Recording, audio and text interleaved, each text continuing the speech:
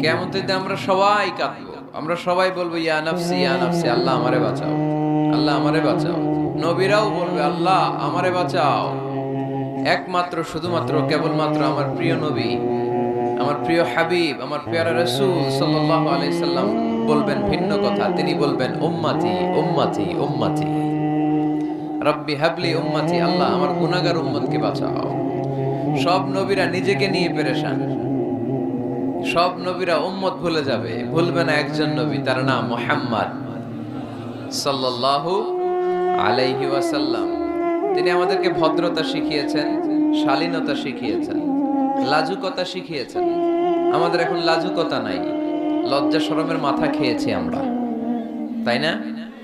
বাবা ছেলে মেয়ে বসে একসাথে হিন্দি সিনেমা দেখে, এরকম আছে না নাই? টাঙ্গাইলে আছে?